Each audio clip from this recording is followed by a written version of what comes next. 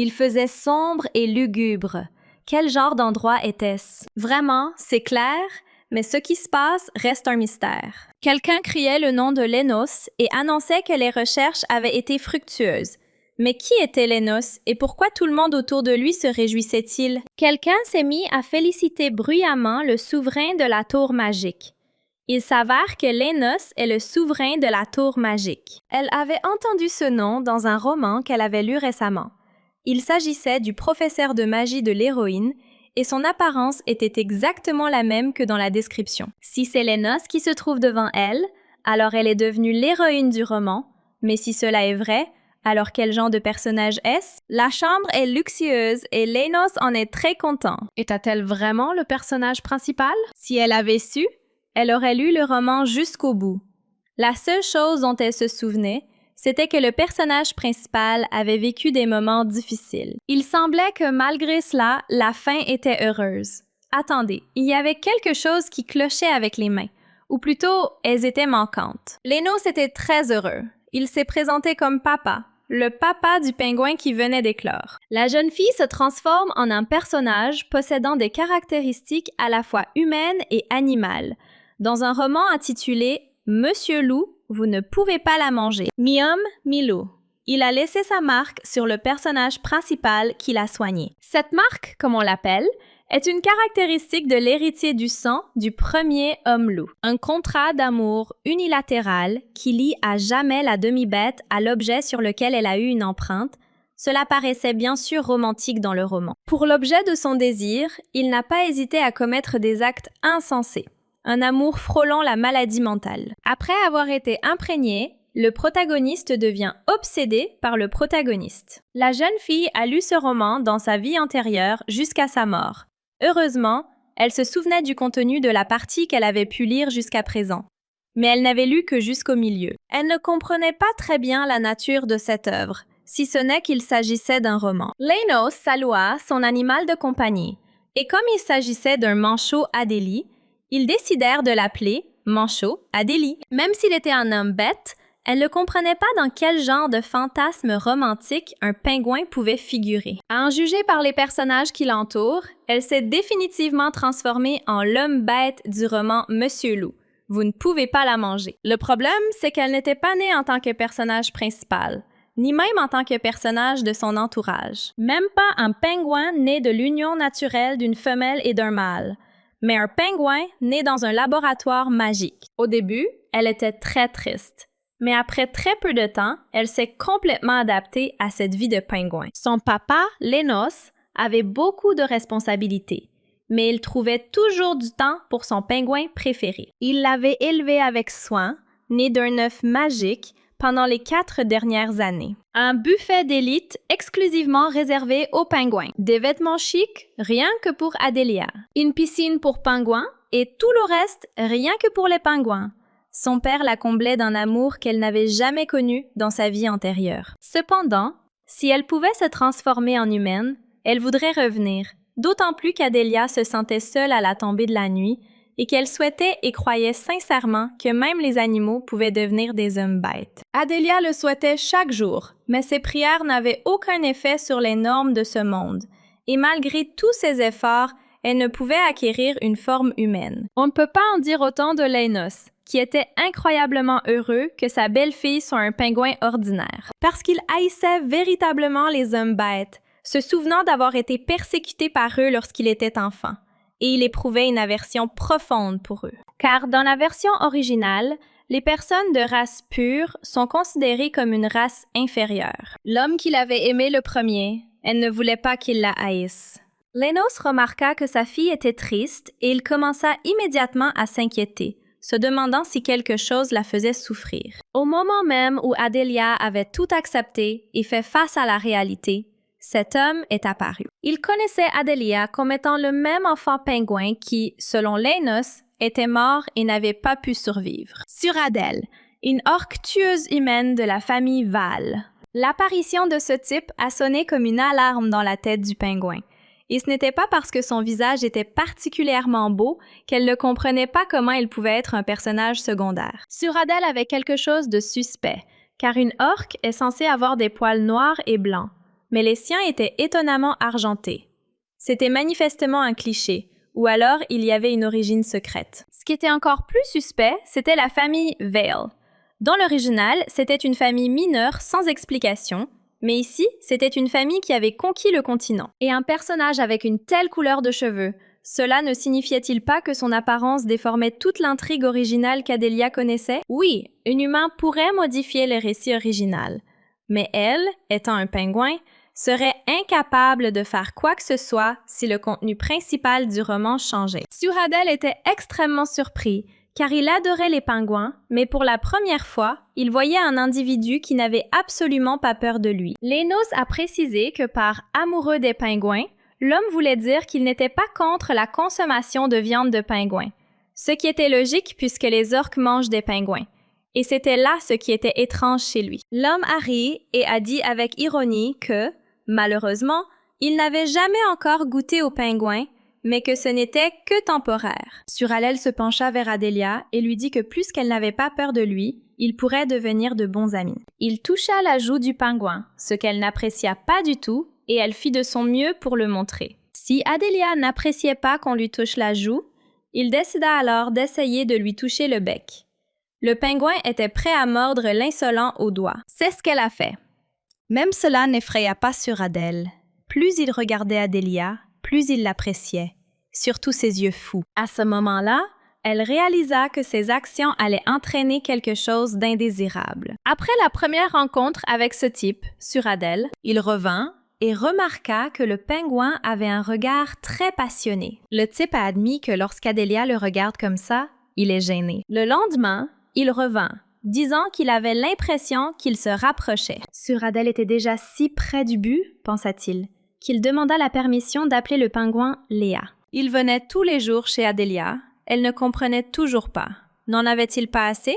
Il se fichait bien que le pingouin exprime ouvertement son aversion pour lui. À bien y réfléchir, il a utilisé la magie quand elle lui a mordu le doigt. Il était inhabituel qu'un homme bête puisse l'utiliser, car dans l'histoire originale, la magie n'était accessible qu'aux humains de sang pur. Papa lui avait dit que les habitants de la vallée étaient la seule famille d'hommes bêtes à utiliser la magie, une capacité réservée aux humains de sang pur. C'était très étrange. Adelia n'avait aucune idée de ce qui allait lui arriver pendant qu'elle essayait de comprendre la véritable nature de Suradel. Le lendemain matin, elle se réveilla comme d'habitude.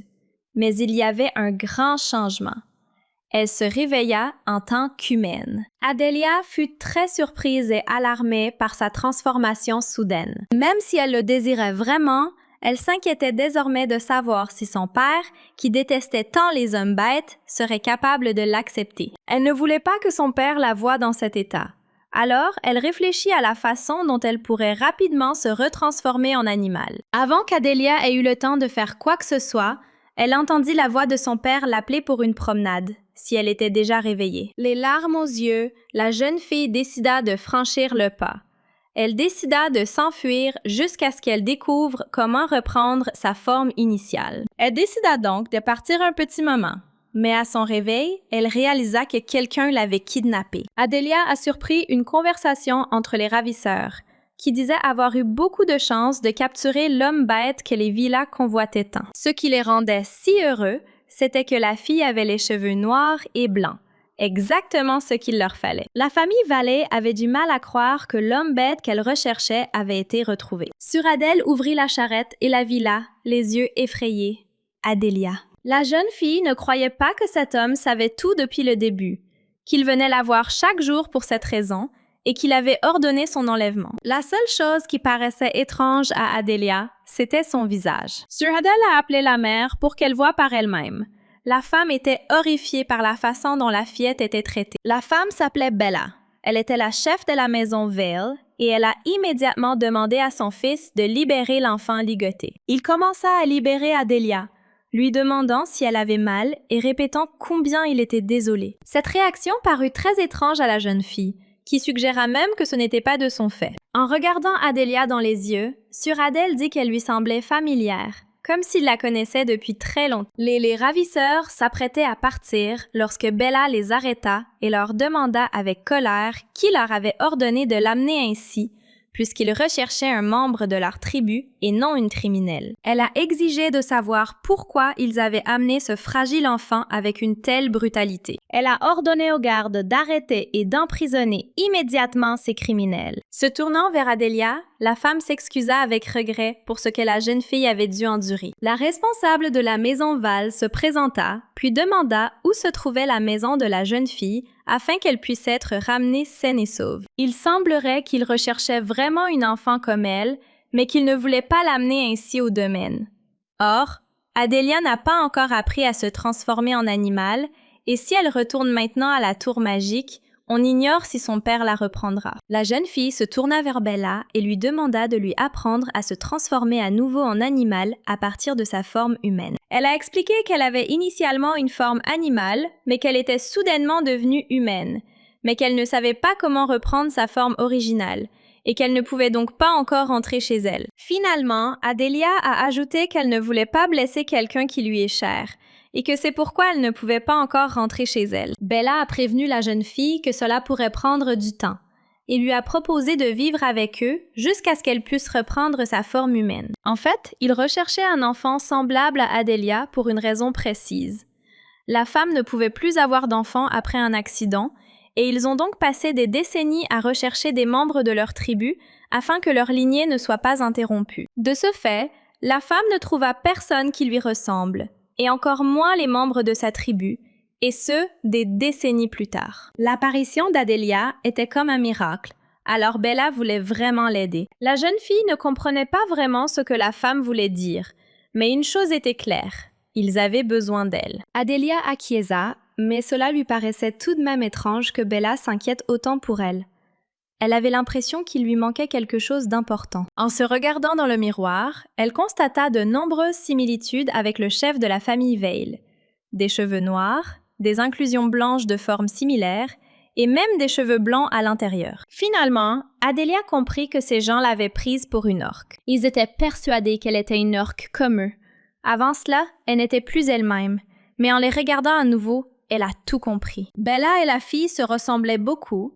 Les taches de l'orque et du pingouin étaient similaires, mais au moins leur emplacement aurait dû être différent. Adelia savait qu'elle devait se ressaisir pour son père inquiet, s'habituer au plus vite à l'image des animaux et rentrer. Elle ne voulait vraiment pas tromper ces gens qui l'avaient traitée avec tant de gentillesse.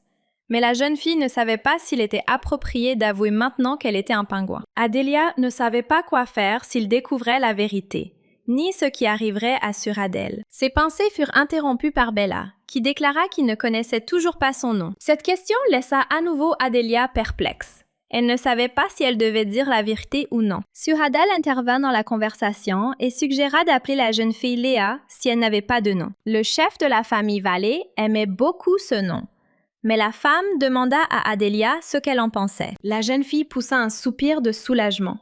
Elle pensait déjà avoir été identifiée. Mais ce qui était étrange, c'était pourquoi précisément le nom que Suradel lui avait donné lorsqu'elle était un pingouin. Le type a dit quelque chose auquel Léa ne s'attendait visiblement pas. Il a admis que la fille qu'il courtisait s'appelait en fait Léa. Ces mots mirent la jeune fille en colère. Et d'ailleurs, ce n'était pas une fille, mais une femelle manchot. L'homme s'est approché de Léa et lui a demandé, plus important encore, si elle avait peur de lui. En observant Suradel de plus près, la jeune fille réalisa soudain qu'il était en fait plutôt beau. Elle a failli succomber à son charme, mais elle a repris ses esprits à temps, se demandant pourquoi elle devrait avoir peur de lui. Adelia affirma qu'elle n'avait rien à craindre, que Suradel ne la mangerait pas. L'homme sourit d'un air narquois et lui demanda d'où lui venait cette idée. Il s'approcha très près d'elle, glissa doucement une mèche de cheveux derrière son oreille et lui dit de ne pas s'inquiéter, car il ne touchait pas les créatures de sa race. Suradel a dit qu'il aimait faire confiance aux gens. La jeune fille s'est soudain mise à crier qu'il était un escroc. Certes, il avait toujours été comme ça, même quand Adelia était un pingouin, mais elle ne comprenait pas pourquoi il continuait à agir ainsi. En regardant la jeune fille dans les yeux, Suradel dit qu'il aimait beaucoup sa voix, mais qu'à présent, il appréciait beaucoup plus Léa qui se tenait devant lui. Ce fut un désastre, Et ce n'est pas pour rien que mon père disait toujours qu'il n'y avait pas de remède à la folie. Autour d'une tasse de thé, Suradel a rapporté à Bella qu'il avait demandé au personnel de montrer sa chambre à Léa. La femme était curieuse de savoir ce que son fils pensait de cette fille. Il remarqua qu'un peu de temps s'était écoulé depuis l'humanisation, mais la communication, étonnamment, se déroula sans accroc. Bella était d'accord avec son fils.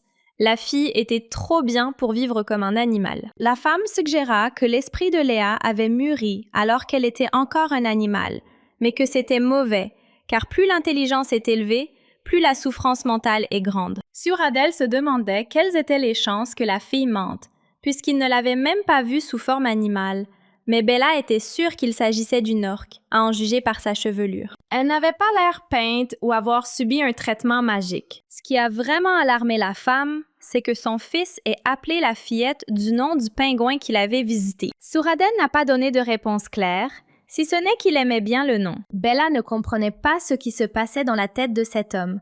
Il n'avait pas pu tomber amoureux au premier regard. Quoi qu'il en soit, ils ont décidé de laisser Léa rester à Val et de la surveiller de loin. Cela paraissait étrange, mais Bella avait la conviction que cette fille était la bonne personne pour eux. Elle pensait que la course des orques était terminée, mais maintenant il y avait de l'espoir. Suradel ne comprenait toujours pas pourquoi sa mère était si obsédée par sa famille. Le fait de devenir la dernière représentante de cette famille a fait naître chez cette femme un sentiment de responsabilité plus grand qu'elle ne l'avait imaginé. Tant que Bella serait en vie, elle promettait de faire tout ce qui était en son pouvoir.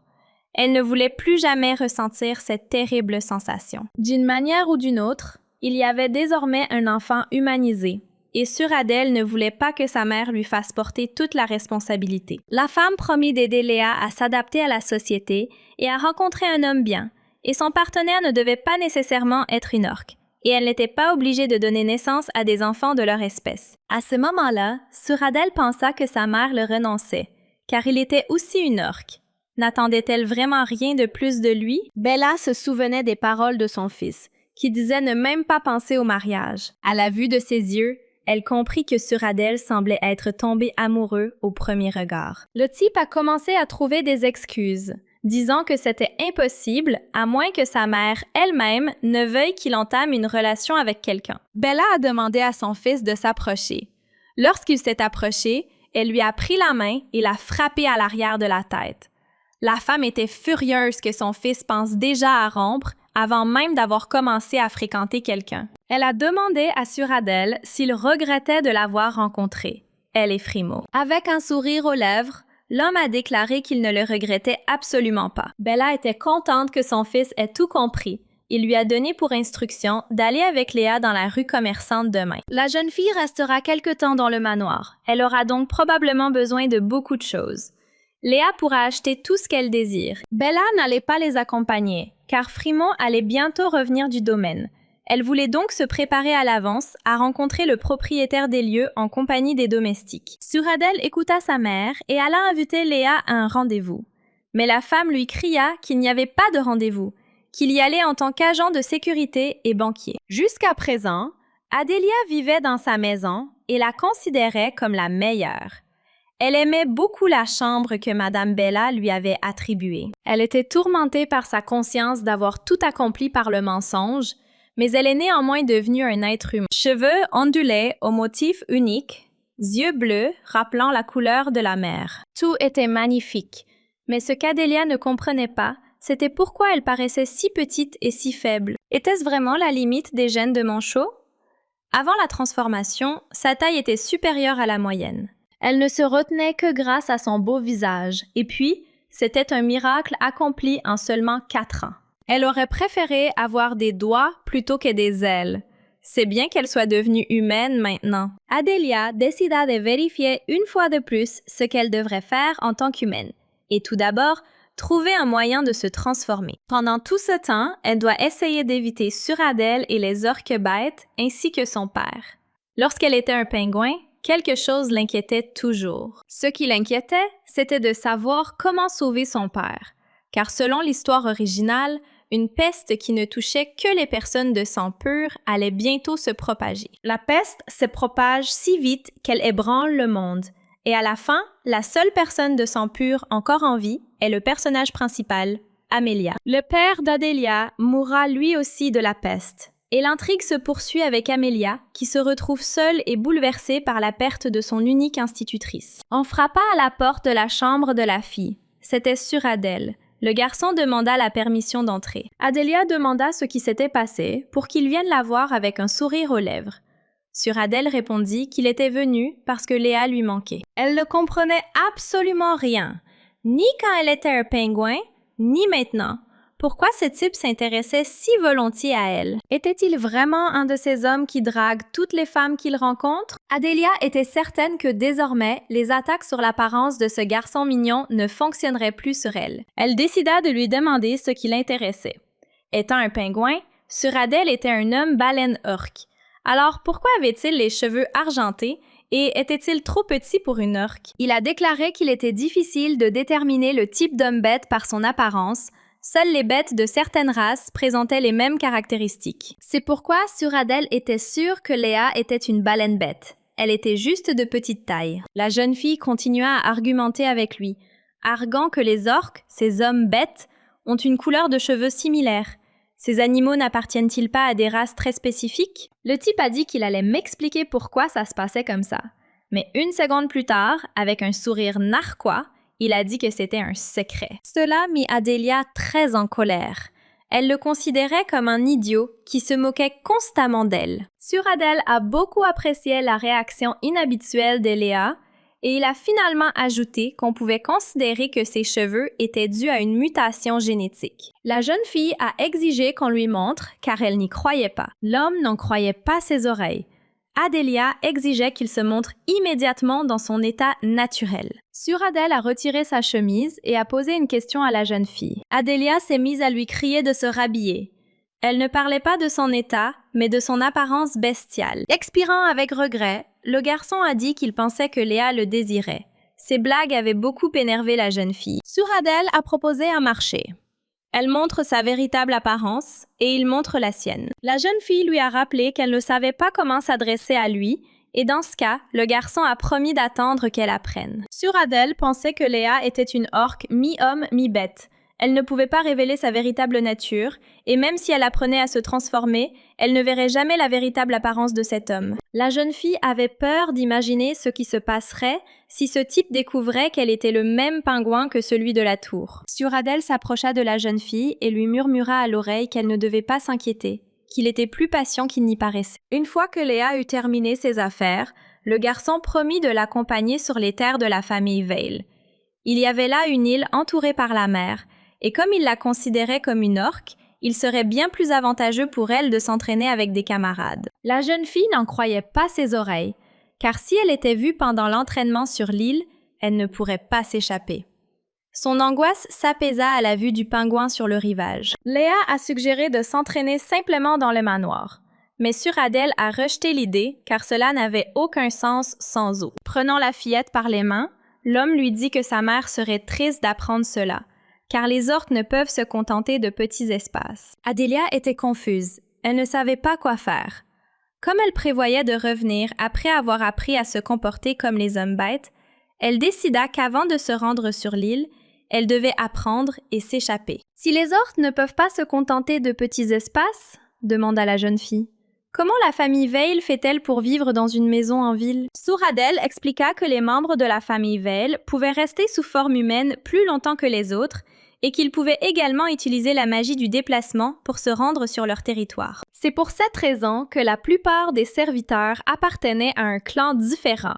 Et il y avait aussi le fait qu'il n'y avait presque pas d'hommes bêtes du clan de l'orque. Les hommes bêtes devaient périodiquement reprendre forme animale, sinon ils s'épuisaient et se transformaient en animal. Adélia se souvenait que dans la version originale, la famille Vale ne pouvait pas se déplacer au milieu de la rue. Ils devaient se transformer en animaux pour se rendre sur l'île.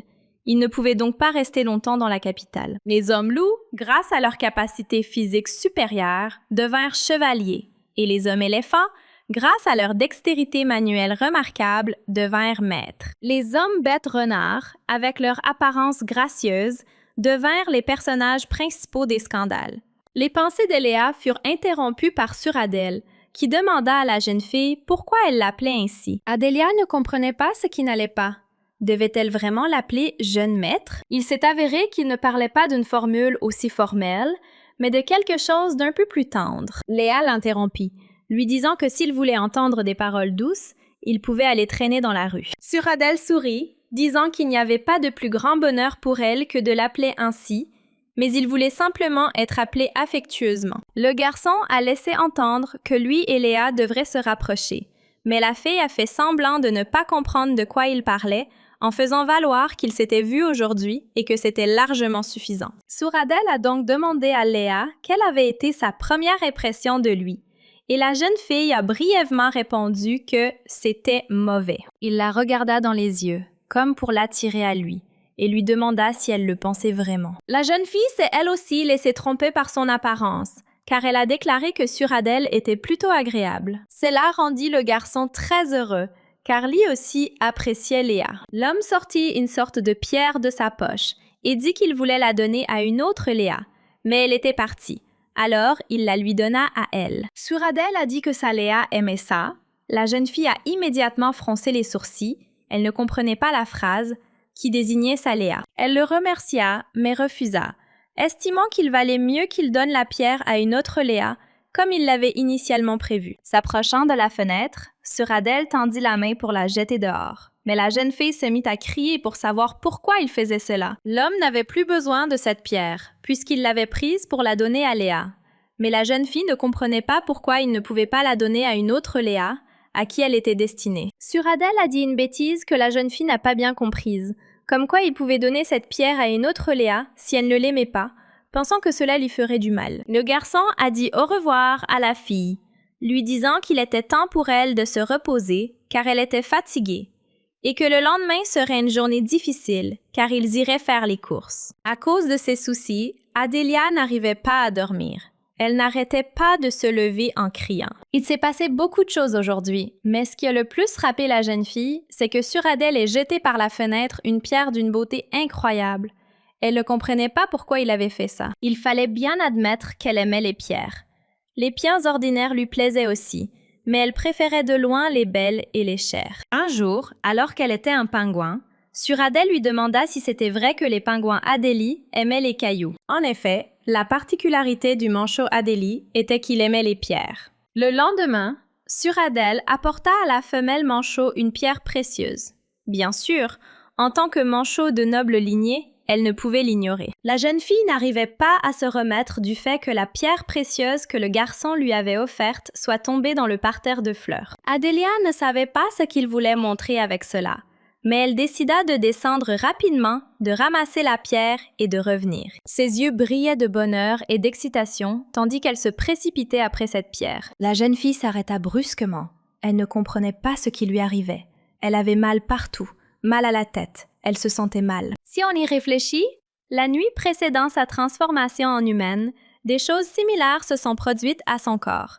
Cette nuit-là, Adélia tomba également malade, mais elle pensa alors qu'il s'agissait d'une légère grippe. Cependant, à son réveil, elle était redevenue humaine. La dernière chose à laquelle Léa pensait, c'était que si elle se transformait en pingouin maintenant, son authenticité envers les baleines serait compromise. Le pingouin endormi a été découvert par Suradel. Il savait que cela arriverait. Il souleva délicatement le pingouin, sans comprendre pourquoi il s'épuisait ainsi s'il ignorait l'état de son corps. Dans son sommeil, la jeune fille entendit une douce voix, semblable à celle de son père, mais en réalité, elle était terrifiée, car elle était soudainement devenue humaine, avait quitté sa maison, avait été kidnappée et devait cacher son essence aux baleines. Ce qu'Adélia craignait le plus, c'était que son père la rejette lorsqu'elle naîtrait sous forme animale, et elle fut submergée par le désespoir et la peur. Pour elle, son père était la première personne à comprendre ce qu'était l'amour familial. Il était tout son univers. Léa commença à se demander comment elle pourrait survivre si son père disparaissait, même prisonnière. Elle la supplia de ne pas l'abandonner. Suradel serra doucement le pingouin dans ses bras, le rassurant que tout allait bien et qu'elle était en sécurité.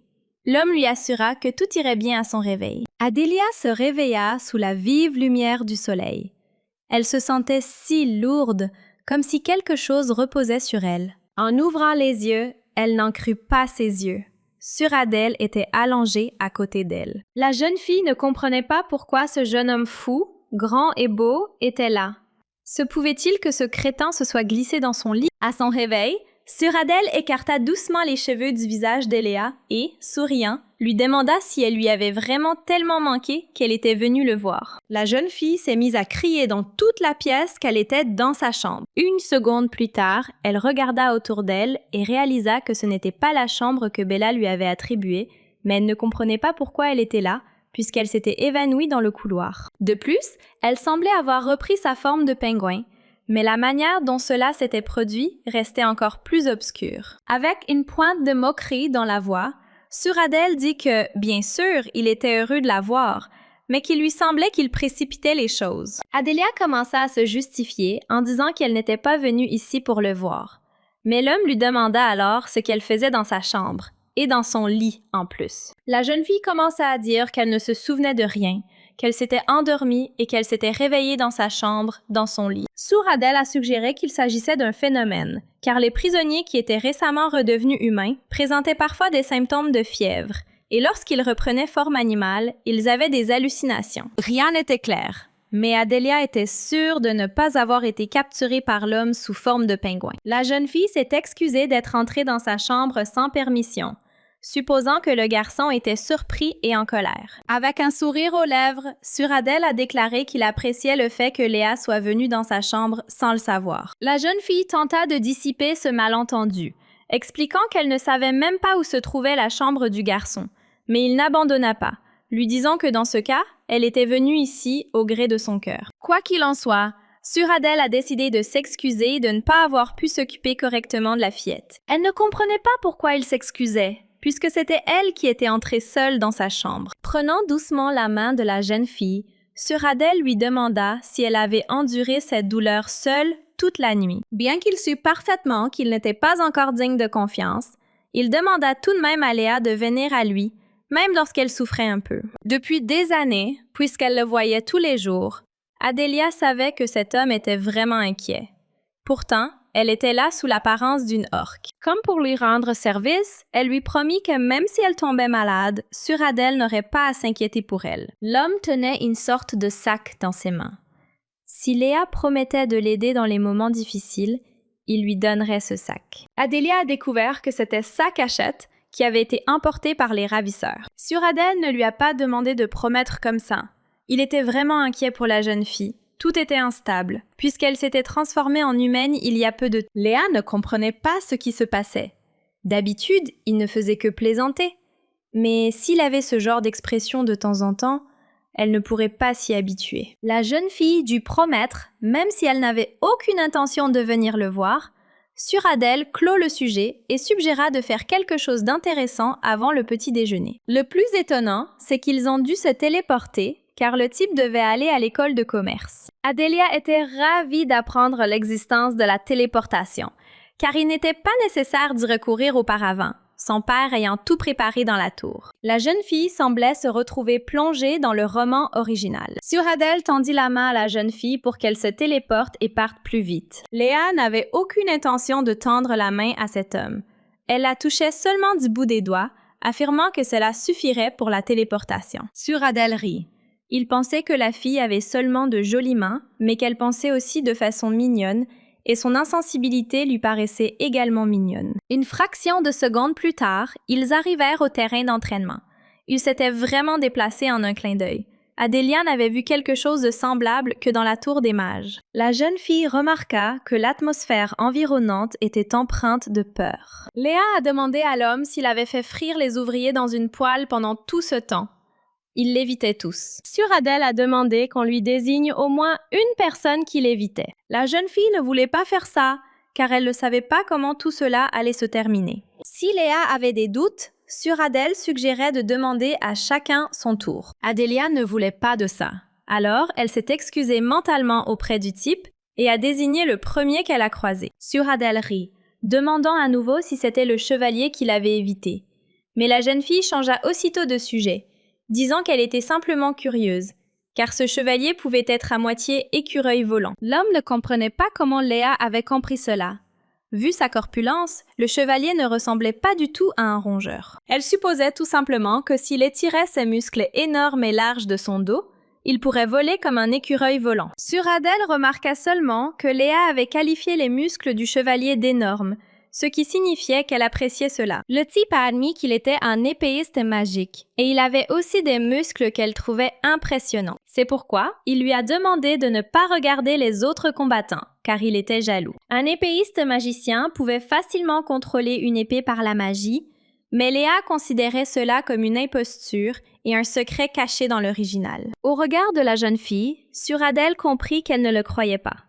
Il proposa donc de lui faire une démonstration, mais elle s'y opposa, car les chevaliers étaient visiblement intimidés. Maintenant qu'il comprenait les préférences de son compagnon, il promit d'en tenir compte la prochaine fois. Prenant Suradel par l'épaule, Léa dit qu'elle ne savait pas ce qu'il pensait, mais qu'elle ne supportait pas qu'il se trompe sur ses préférences. C'est exact, la fille aimait les muscles, mais elle appréciait davantage la façon dont les vêtements mettaient en valeur ses muscles puissants que sa forte corpulence et son apparence rude. Quand on y pense, le fait qu'Adélia soit un pingouin n'a pas échappé à l'attention. Ce jour-là, elle avait envie de mettre KO d'un seul coup de poing le type qui l'intimidait. La femelle manchot pensait qu'il serait faible puisqu'il était magicien, mais il s'est avéré être beaucoup plus fort. Adélia se surprit à penser que si l'on excluait le caractère de Suradel et que l'on prenait en compte son corps, son visage et ses cheveux, alors il était parfait. Sans s'y attendre, elle regarda le garçon droit dans les yeux et lui dit qu'il correspondait parfaitement à ses préférences.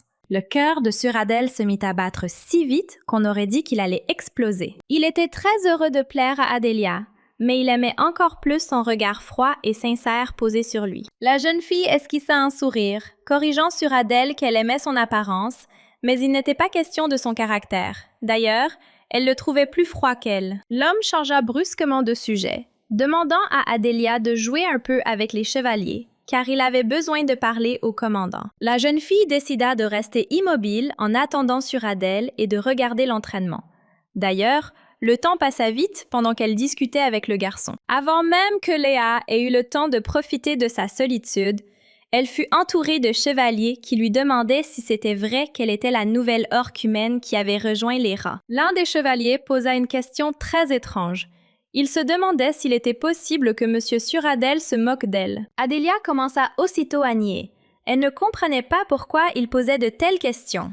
Il s'avéra que les chevaliers avaient remarqué que, ces derniers temps, M. Suradel riait beaucoup trop, car il n'était pas du genre à sourire dans la vie de tous les jours. Les garçons remarquèrent que lorsque leur maître parlait à la fille, il riait beaucoup trop, et cela leur paraissait fou. Il s'avère que Suradel ne rit que lorsqu'il prend plaisir à des coups déguisés en entraînement, lorsqu'il vous fait courir toute la journée, lorsqu'il vous fait porter vos vêtements à l'envers, ou lorsqu'il découvre quelque chose d'intéressant. Adélia comprit que l'intérêt que cet homme lui portait n'était qu'une moquerie dont il tirait du plaisir. Il était naturel que des hommes bêtes de la même espèce soient attirés les uns par les autres, mais c'était la première fois que Suradel se montrait aussi aimable. Les chevaliers en conclurent que le garçon était tombé amoureux au premier regard. Adélia ne croyait pas à ces mots. Elle pensait que l'intérêt de Suradel n'était pas de l'amour, mais plutôt semblable à son attitude lorsqu'elle était un pingouin. Lorsqu'on voit quelque chose de petit et de mignon, on est naturellement attiré. Le chevalier insista sur le fait que le sourire du gentilhomme était différent de celui qu'il leur avait montré, et il demanda à Léa si elle connaissait les surnoms de son compagnon. Les chevaliers appelaient Suradel le thérapeute du rire.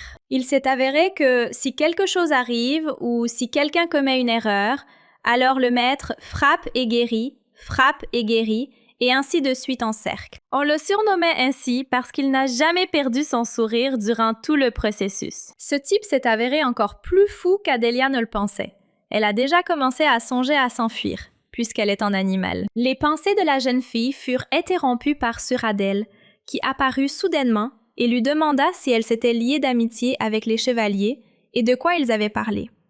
Voyant les visages effrayés des chevaliers, elle ne put les décevoir. Alors elle mentit, disant que les garçons lui avaient raconté à quel point le gentilhomme maniait bien l'épée. La description des pingouins était très enjouée, alors la jeune fille décida de le taquiner en lui demandant de lui montrer comment il s'entraînait au combat. En voyant les chevaliers trembler de peur, Adélia ne savait pas qui choisir. Après avoir réfléchi un instant, la jeune fille a dit que, puisque tous les chevaliers étaient actuellement occupés à s'entraîner, cela ne posait pas de problème. La jeune fille changea rapidement de sujet, demandant de quoi Suradel voulait parler. Il s'avéra qu'il avait demandé au chef de sélectionner plusieurs chevaliers pour escorter Léa, car il serait nécessaire à l'avenir. La jeune fille ne comprenait pas pourquoi cela se produisait. Suradel a expliqué qu'il s'agit d'une famille de baleines chargée de protéger la population d'orques menacée. Adélia n'avait pas besoin d'un accompagnateur. Elle a demandé qu'on lui attribue une femme de chambre. Le garçon lui a assuré qu'elle ne devait penser à rien,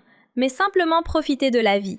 D'ailleurs, il était sûr que la fille aimait l'argent, les bijoux, le pouvoir et la force. Tout cela était vrai, bien sûr.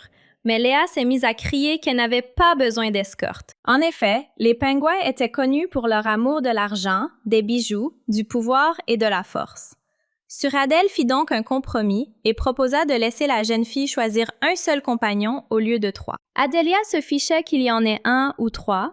Elle voulait clore le sujet en lui demandant d'arrêter de la harceler comme une mère, mais le garçon a répondu à cela aussi, disant que si elle avait besoin d'une mère, alors il serait celle qu'il lui fallait. Cela mit la jeune fille très en colère. Elle se permit même de dire qu'elle le détestait, mais Suradel lui rappela que, peu de temps auparavant, elle avait dit qu'elle l'aimait bien. Léa lui a rappelé qu'il avait seulement dit qu'il était son genre, et rien de plus. Le garçon s'est couvert la bouche de la main, surpris, supposant que la fille ne voulait que son corps. Cette conversation a fait perdre son sang-froid à Adélia, qui s'est mise à crier.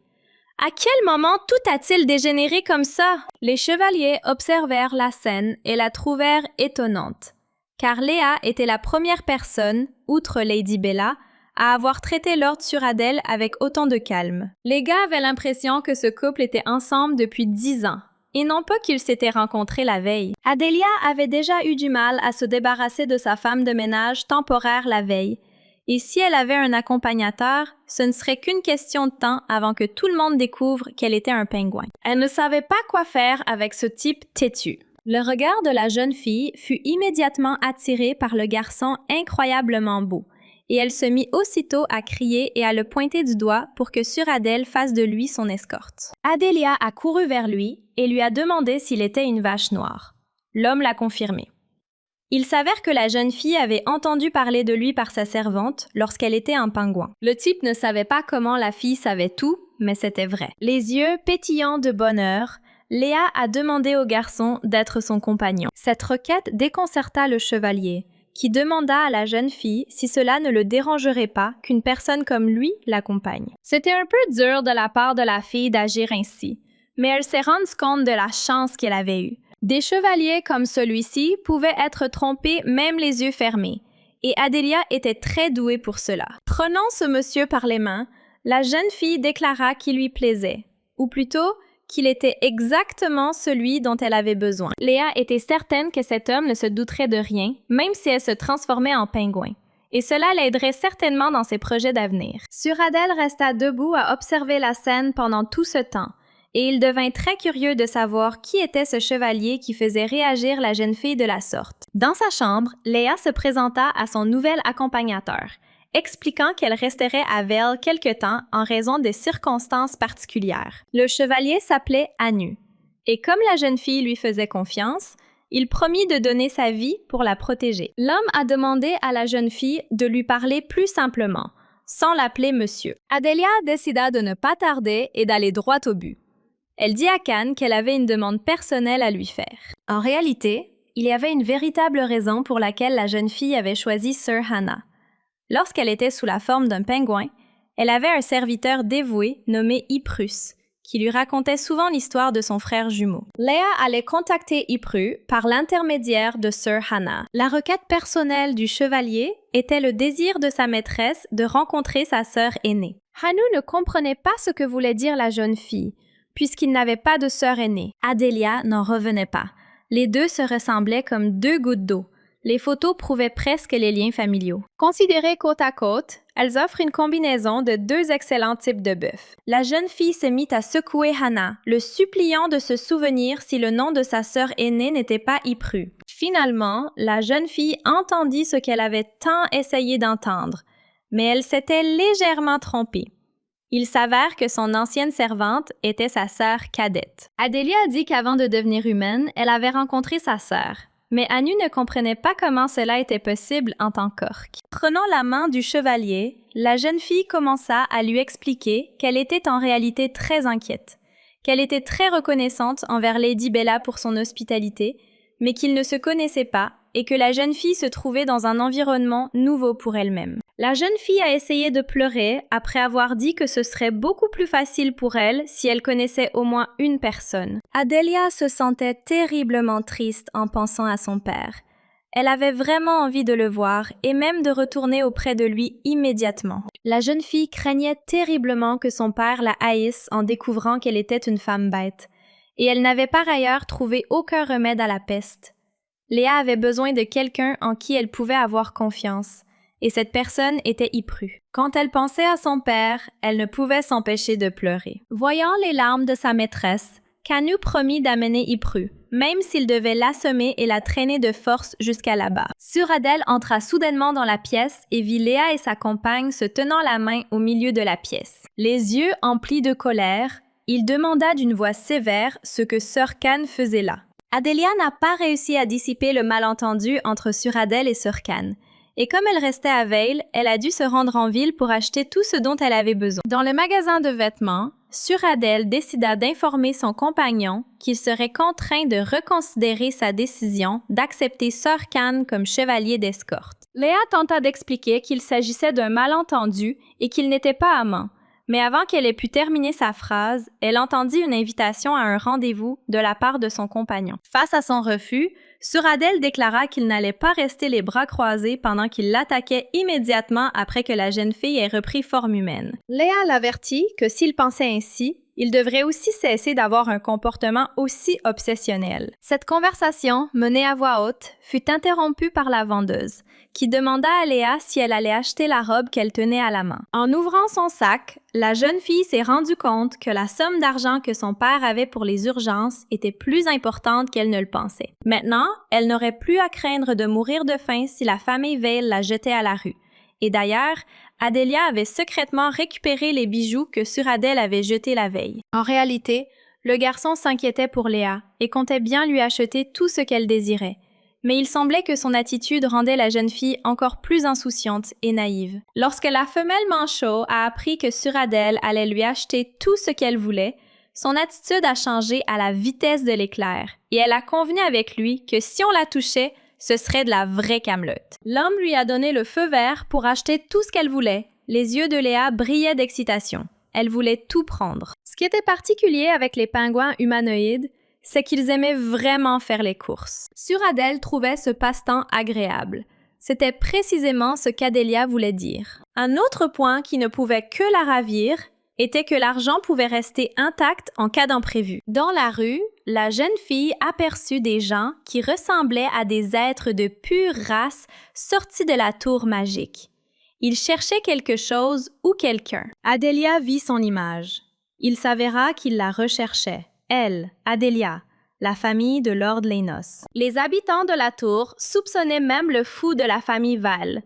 Ils savaient que ce type adorait les pingouins et venait tous les jours à la tour magique. La version la plus convaincante était que Madame Adélia s'était transformée en humaine et s'était enfuie avec l'argent. Suradel se tourna vers Léa et lui demanda si elle avait un sac d'argent sur elle. La jeune fille ne comprenait pas pourquoi il lui demandait soudain s'il avait vraiment révélé son secret. Suradel a dit qu'il avait besoin de lui parler, mais que cela ne prendrait pas longtemps. L'homme désigna la calèche qui se dirigeait vers eux, disant qu'elle était probablement liée à une affaire importante pour lui. L'homme dans la calèche n'aimait pas Suradel. Il devait donc faire preuve de patience. Adélia expira.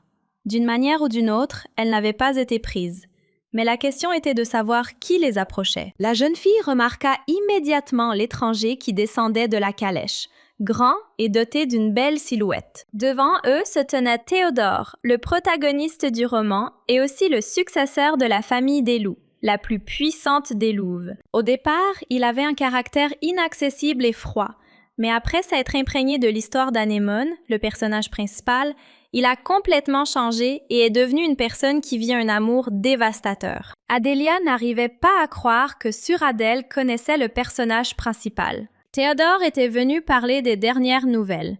Il savait que le pingouin que son ami surveillait avait disparu et se demandait s'il allait laisser les choses en l'état. Suradel répondit qu'il n'avait pas encore le temps pour cela, car il était occupé avec un invité précieux venu rendre visite à sa famille. L'homme présenta cette invitée très précieuse, et avec un visage imperturbable, Théodore dit qu'il ne pouvait même pas imaginer ce qu'elle avait de si précieux. Mais Suradel expliqua qu'il s'agissait de l'orque qu'il recherchait depuis si longtemps. Adélia était outrée par la façon de parler du protagoniste. Elle connaissait son impudence, mais était-il vraiment aussi grossier avant de rencontrer le personnage principal? Ce qui importait le plus à Théodore, c'était de savoir de Suradel s'il participerait au concours de chasse la semaine prochaine. Tous les 5 ans, un concours de chasse est organisé entre les familles les plus influentes du continent.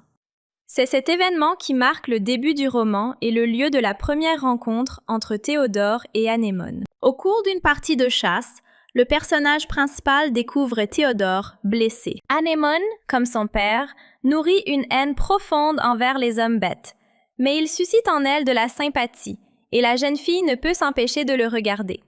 Par conséquent, l'héroïne utilise une magie de guérison spéciale pour soigner le garçon. Ainsi, le héros, tombé amoureux d'elle au premier regard, s'est imprimé sur elle. Anémone était maintenant occupée à rechercher Adélia.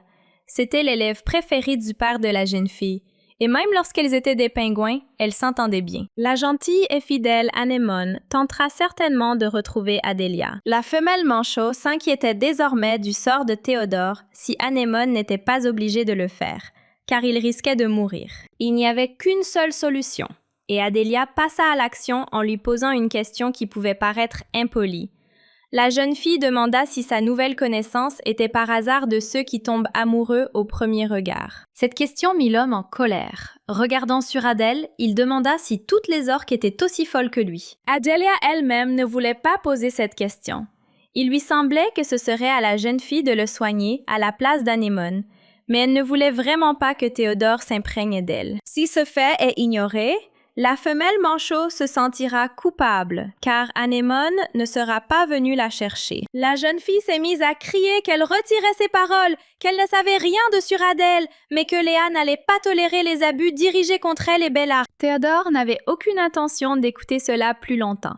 Il fit demi-tour et commença à partir, se contentant de dire qu'il gagnerait cette compétition quoi qu'il arrive. Il reçut alors une réponse de Suradel, indiquant qu'il était également intéressé par le prix principal et qu'il se battrait pour l'obtenir jusqu'au bout. Kasatka savait pertinemment que seule la famille Wolf était prête à donner sa vie pour ceux sur qui elle avait tissé des liens. Ces mots mirent Théodore très en colère. Ses yeux se remplirent de rage, car Suradel avait eu l'audace de toucher le sceau. Il considérait l'idée d'empreinte comme très stupide. Démontant les crocs, le garçon cria qu'il ne laisserait pas le phoque contrôler sa vie. D'après ce qu'Adélia savait, c'était Théodore qui était le plus captivé par celle sur qui il avait eu le coup de foudre. Lorsque la femelle manchot a demandé quel était le prix à gagner, Suradel a répondu que c'était l'élixir de vie. Cet élixir pouvait guérir la plupart des blessures et était excellent pour neutraliser le poison. Adélia comprit immédiatement que cet élixir pouvait servir à soigner une maladie infectieuse. La seule chose que la jeune fille ne comprenait pas, c'était que si cet élixir pouvait être fabriqué, pourquoi la famille Wolf ne pouvait-elle pas simplement l'acheter avec de l'argent? Cet élixir était difficile à créer et n'était pas destiné à la vente. Mais cette fois-ci, il allait être offert en tant que grand prix. Il s'avéra que cet élixir avait été créé par Suradel, ce qui expliquait l'intérêt que Théodore portait à ce prix. Bref, le type n'a pas pu participer parce qu'il était occupé. Il voulait juste regarder les autres hommes bêtes se démener pour obtenir ce prix. La plupart des gens n'aimaient pas les sangs purs. Et la même chose s'est produite avec la famille Vell.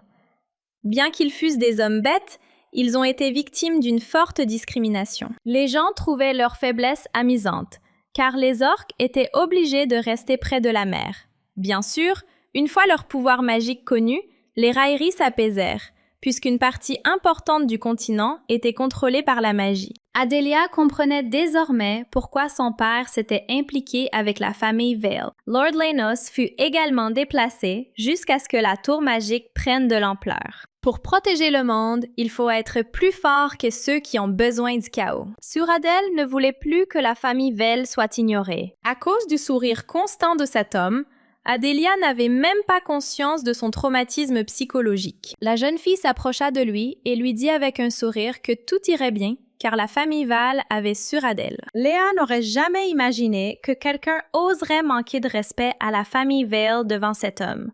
Un archimage, un épéiste magique et une véritable arme de combat ambulante. D'une manière ou d'une autre, grâce à l'élixir de vie, il a été possible de sauver le personnage principal, Théodore. Malheureusement, les talents de chasseuse de la jeune fille n'étaient pas suffisants pour remporter le prix, et il fallait faire quelque chose à ce sujet. Suradel a déclaré qu'il était inutile de prononcer de telles paroles aimables.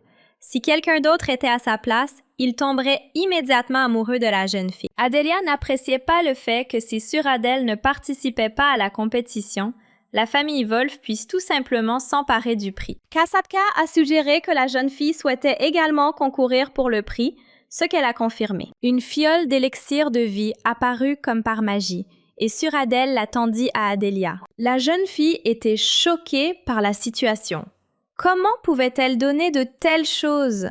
Mais le garçon répondit qu'il ne les donnerait jamais à d'autres. Mais qu'elle le pouvait. Suradel n'hésitait pas à dépenser cet élixir, même pour soigner une coupure de papier, car il faisait confiance à Léa.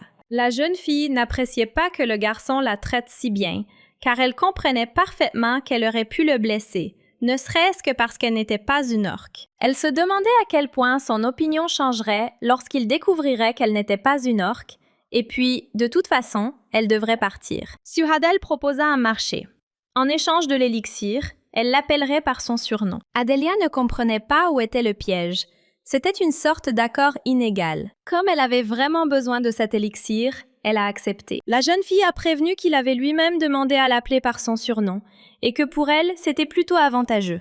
De plus, ce surnom n'était pas très agréable. Dans son imagination, Adelia s'imaginait qu'elle refuserait, et que Suradel lui donnerait l'élixir comme une pierre précieuse. Mais tout s'est passé différemment. La jeune fille s'efforçait de prononcer son surnom, mais sa langue refusait d'y parvenir. Avec un sourire, l'orque déclara que, comme elle le pensait, elle préférait de loin l'humaine Léa au pingouin Léa. La jeune fille se recroquevilla aussitôt de peur, demandant prudemment pourquoi il s'était mis soudain à parler d'une autre Léa. Comme elle le pressentait, Suradel avait juré son amour pour les pingouins. Mais au final, il avait préféré sa propre espèce. À l'avenir, elle aura de gros problèmes. Se détournant, Adelia lui demanda de ne plus parler de l'autre Léa devant elle. Le garçon ne comprenait pas si la fille était vraiment jalouse maintenant. Elle marcha devant et Suradel la suivit.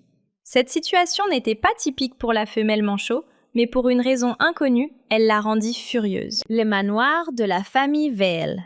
Il venait à peine d'entrer dans le manoir que le majordome apparut et demanda si le couple avait passé un bon moment. Il s'avéra que le chef de famille était rentré et était en train de manger, alors tout le monde s'agitait et s'affairait. Suradel était ravie du retour de son père et invita Léa à le rejoindre. La jeune fille se demanda si elle le pouvait. Kasatka pensait que c'était bien sûr possible, puisque la jeune fille était leur invitée de marque, et qu'en outre, son père s'intéresserait certainement à elle. Adelia s'est intéressée au caractère du chef de famille.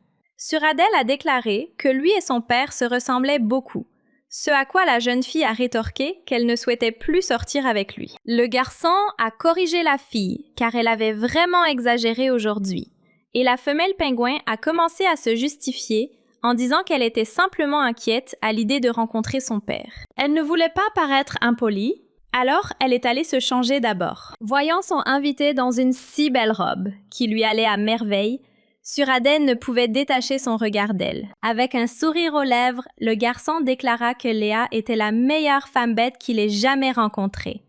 La jeune fille prit cela pour un compliment, mais ne répondit pas et se dirigea directement vers son rendez-vous. La salle à manger de ce côté du manoir était parfaite. Bella retrouva les garçons dans la salle à manger et les pressa d'entrer et de s'asseoir à table. Suradel présenta d'abord sa compagne.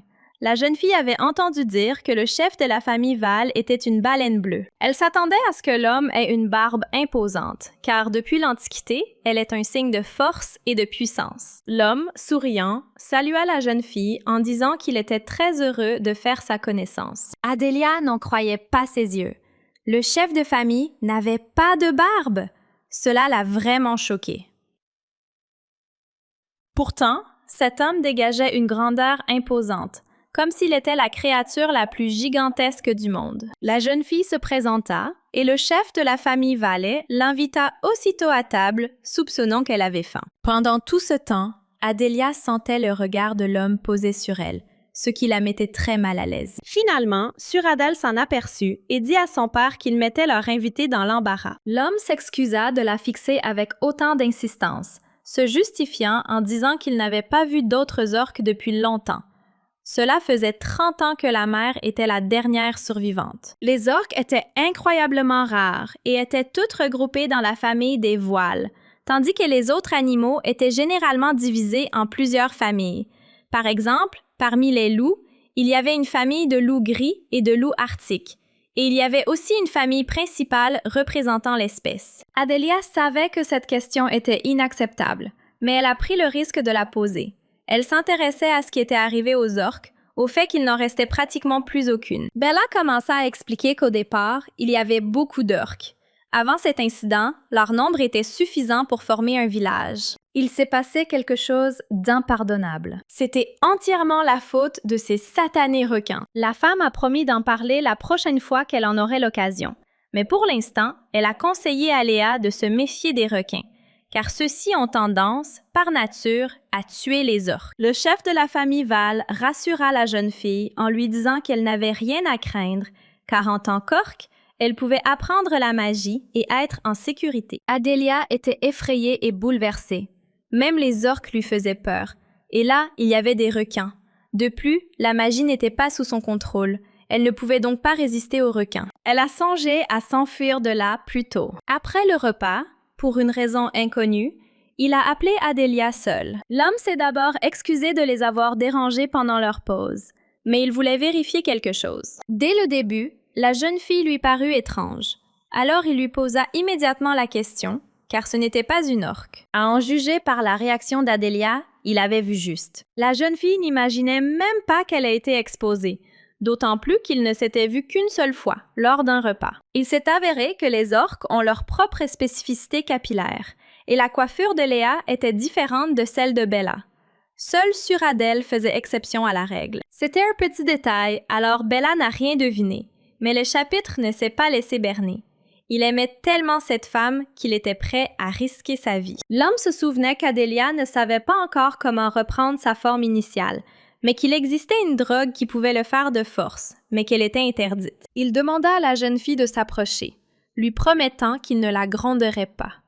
La peur était visible dans ses yeux. Le chef de la famille Val ignorait les intentions de Léa, mais il sentait qu'elle ne les trompait pas avec de mauvaises intentions. Il s'en rendit compte en voyant comment la jeune fille passait du temps avec Suradel. L'homme parlait si poliment à Adélia, alors même qu'elle avait trompé toute sa famille. Il commença à utiliser la magie sur la jeune fille, lui promettant que cela ne lui ferait pas de mal. Puisqu'il savait déjà tout, Léa décida de tout raconter tel quel, expliquant qu'elle n'avait initialement pas eu l'intention de tromper qui que ce soit. Les ravisseurs eux-mêmes l'avaient prise pour une orque. Le chef de famille imaginait combien la situation était difficile. Il promit de ne pas révéler la vérité tant que la jeune fille ne l'aurait pas fait elle-même, mais il posa tout de même la question. Il voulait savoir de quel animal il s'agissait, et elle lui répondit qu'elle était un pingouin. L'homme, extrêmement surpris, devina aussitôt que la jeune fille était celle que M. Leinos recherchait. La femelle manchot éclata en sanglots, confirmant qu'elle était bien le manchot échappé. L'homme rit. Il connaissait la passion de son fils pour les pingouins, mais le garçon avait une attitude particulière envers le pingouin de M. Leinos. Adélia ne savait plus quoi faire ni quoi dire, Alors elle déclara qu'elle pensait que le chef de la famille Vale ne dirait rien à personne et qu'elle partirait. Soudain, sa voix devint plus grave et il arrêta la jeune fille. L'homme a demandé à ce qu'on l'appelle Frimo, et non le chef de famille, et, mieux encore, à ce qu'on l'appelle prêtre. Adelia ne s'attendait pas à un tel retournement de situation. Seules les belles filles pouvaient appeler quelqu'un ainsi. La jeune fille fit demi-tour et partit. Elle comprit qu'apparemment, il ne la mettrait pas à la porte, et elle put pousser un soupir de soulagement. Frimo songea à quelque chose qu'il n'aurait jamais pu prévoir. Tout devenait beaucoup plus intéressant. Léa était imprégnée du mana caractéristique de Suradel. Le chef de la famille Val fut encore plus surpris par le réceptacle de la jeune fille. Il était difficile pour une personne ordinaire de supporter le mana de Suradel.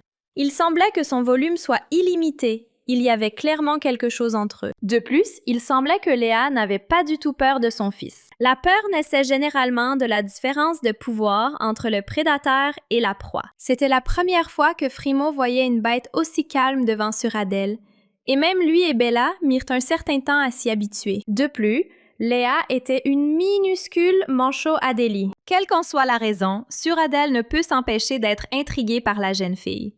Malheureusement, ce n'est pas une orque, mais la famille Vale pourrait bien avoir une belle fille intéressante. Léa est venue voir Suradel pour lui demander si elle pouvait utiliser la magie. Le type n'en savait probablement rien, mais il pensait que c'était possible. Finalement, la jeune fille constata les bienfaits de cet esprit et se demanda si elle devait demander si elle possédait du mana comme les humains de sang pur ou les membres de la famille du voile. Le regard de la femelle manchot était empli de désir d'apprendre. Elle rêvait depuis longtemps de brandir une baguette magique. Adelia voulait savoir si l'intérêt que Suradel lui portait était lié à son mana. L'homme lui conseilla de passer à la bibliothèque demain. On y trouvait beaucoup d'informations sur la magie, et les portes de tous les recoins du manoir lui étaient ouvertes. Il avait une affaire urgente et ne pourrait donc pas rejoindre Léa. La jeune fille supposa que le garçon allait à la recherche du pingouin disparu. Elle avait raison. Il a admis qu'il aimait beaucoup le pingouin, et M. Lénos avait besoin d'aide. Bien qu'Adelia fût inquiète, elle fit semblant de s'en moquer, disant qu'elle allait de toute façon s'entraîner à se transformer en animal. Suradel laissa la jeune fille libre de ses actions, mais lui demanda de ne rien faire de dangereux pendant son absence. Sortant une petite boîte, il la présenta à Léa. Elle contenait un cadeau orné d'une grosse pierre précieuse. Dans l'arsenal de Suradel, c'était la seule bague dont la taille était ajustable, et elle possédait une magie d'invocation. Ainsi, si quelque chose arrivait à la jeune fille, elle pourrait appeler à l'aide. En murmurant la formule d'invocation à Léa, il provoqua la colère de la jeune fille. Elle a déclaré que si elle devait dire une chose pareille, elle ne l'utiliserait jamais de sa vie. Il vaudrait mieux pour Suradel qu'il n'y ait aucune raison de passer cet appel. Ouvrant l'écran contenant la bague, plongeant son regard dans celui de Léa, le jeune homme lui avoua être tombé amoureux d'elle au premier regard. Acceptera-t-elle de rester avec lui? La jeune fille fit la grimace et déclara qu'une telle chose n'arriverait jamais, quelles que soient les circonstances. Alors, grimaçant, Suradel tomba à genoux et déclara que c'était tout ce qu'il avait réussi à voler cette semaine, mais que c'était très cher. Alors, il implora sa pitié. Adelia a apprécié cette plaisanterie. Elle a tendu la main et le garçon lui a passé la bague au doigt. Affichant une mine triste, Suradel demanda à toucher le front de la jeune fille avant de partir. Il était suspect qu'il essaie encore de plaisanter. Suradel a expliqué calmement qu'il voulait simplement prendre la température de Léa, mais que si Léa ne le souhaitait pas, ce n'était pas vraiment nécessaire. Cependant, si elle tombait soudainement malade, elle devrait le contacter immédiatement. La jeune fille s'est rendue compte que le garçon était sincèrement inquiet pour elle. Elle prit elle-même sa main et la posa sur son front. Il fut décontenancé et embarrassé. Le lendemain matin, Suradel se dirigea tôt vers la tour magique. Adelia ne pouvait pas dire que tout allait bien. Elle voulait juste crier que le pingouin qu'il cherchait était chez lui. Honnêtement, hier soir, elle a eu de la fièvre et s'est transformée en pingouin. Heureusement, sans hallucination ni évanouissement comme auparavant. Cette fois-ci, alors qu'Adelia était malade, une vérité a été révélée. Bien qu'elle soit toujours instable en tant qu'humaine, lorsqu'elle est psychologiquement faible, elle se transforme en pingouin. Durant la journée, Suradel était généralement toujours avec elle, mais la nuit, lorsqu'elle était complètement seule, des pensées de sa vie passée lui venaient à l'esprit. Était-ce vraiment le seul moyen de se transformer? Et n'y en aurait-il aucun autre? Se demanda Adélia. Soudain, Surkan frappa à la porte et accéda à la requête. Mais ce qui troubla la jeune fille, c'est que le chevalier portait une sorte d'énorme sac sur l'épaule. Il s'est avéré qu'il n'était pas sûr de pouvoir persuader sa sœur. Il a donc décidé d'agir par la force. En ouvrant le sac, Adélia vit Ypru. La jeune fille se précipita aussitôt pour aider sa servante. Ypru, à peine vivante, murmura seulement qu'elle ne devait pas s'approcher, que c'était trop dangereux. La fillette a attaqué son frère. Elle était furieuse de la façon dont il l'avait amenée. C'était effrayant de voir des vaches se battre aussi sérieusement. C'était la première fois qu'Adélia voyait la servante dans cet état. Elle commença immédiatement à s'excuser auprès d'elle. Elle ne pouvait même pas imaginer que son frère puisse aller jusqu'à de telles extrémités. Elle voulait en finir là, sur le champ. Mais comme les choses étaient déjà allées si loin, Ypru décida de demander pourquoi l'orque avait besoin d'elle. Si ce n'était rien d'important, mais juste comme ça, la jeune fille avait l'intention de partir car elle devait retrouver sa maîtresse Léa. Adélia a demandé à M. Hana de sortir 1 minute. Maintenant que les filles étaient seules et pouvaient parler, la femelle manchot fut surprise qu'Ypru ne la reconnaisse pas. Elle a avoué qu'elle était Adélia et qu'elle était le pingouin que tout le monde recherchait. La bonne ne voulait même pas entendre de telles inepties.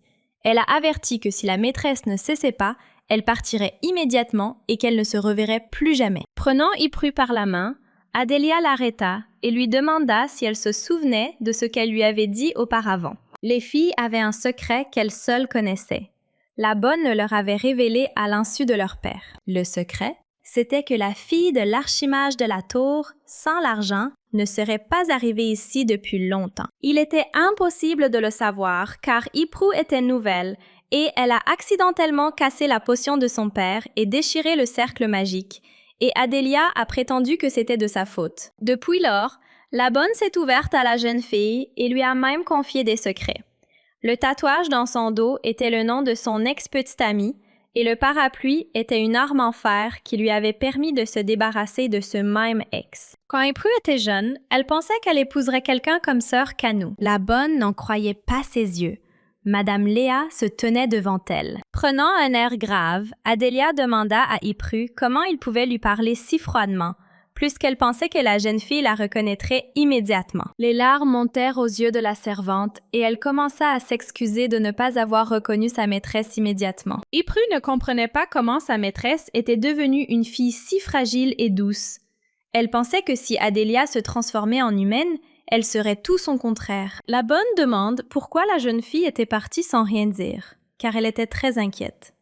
Léa admit qu'elle aussi s'ennuyait beaucoup d'elle et de son père. Sir Hanu entra dans la pièce, mais sa bouche s'ouvrit de surprise et il poussa un cri strident, se demandant si Madame Léa était vraiment un pingouin. Le chevalier commença à se justifier, disant qu'il pensait qu'il était arrivé quelque chose à sa maîtresse car il n'était pas sorti depuis longtemps. Adélia passa sa première commande en tant qu'humaine, demandant à Ypru d'emmener son frère avec elle pour qu'il ne le dise à personne. Ce qui intéressait le plus cette dame, c'était l'état de son père. Était-il en bonne santé? Souffrait-il? Lord Lanos était dans un état épouvantable. Il ressemblait à un cadavre qui errait de long en large. Toute la tour magique était en émoi, à la recherche de la jeune femme. Ypru ne comprenait pas pourquoi Adélia était partie. Avait-elle vraiment été kidnappée par cette orque rusée? La jeune fille a raconté qu'elle s'était enfuie dès qu'elle était devenue humaine, craignant de décevoir son père. Elle était restée là, où tout le monde la prenait pour une orque. La servante ne comprenait pas pourquoi sa maîtresse pensait qu'elle n'avait nulle part où aller. Alors, elle lui suggéra de retourner ensemble à la tour magique. Elle ne le pouvait pas, car elle savait parfaitement que son père détestait les hommes bêtes. Ypru tenta de rassurer sa maîtresse en lui disant que son père ne la haïrait jamais simplement parce qu'elle était une femme bête, car si tel avait été le cas, il n'aurait pas engagé la servante. Adélia expliqua que sa femme de chambre était un cas particulier, dotée d'une capacité exceptionnelle à percevoir rapidement les émotions des autres, et qu'elle avait été embauchée parce qu'elle pouvait traduire le langage des pingouins. Sir Kanu intervint dans la conversation. Il était surpris que la dame parle bien. Si elle était devenue humaine récemment, ne devrait-elle pas avoir des difficultés à s'exprimer? Cette question offensa Adélia. Elle ne comprenait pas pourquoi ce chevalier pensait soudain qu'elle ne devait pas être capable de bien parler. Yprus corrigea son frère, affirmant que sa maîtresse était très intelligente et que ses pensées et ses actions en tant que pingouin étaient d'un tout autre niveau que celles des autres animaux. Quoi qu'il en soit, Adélia s'est déjà fait prendre par 2 personnes.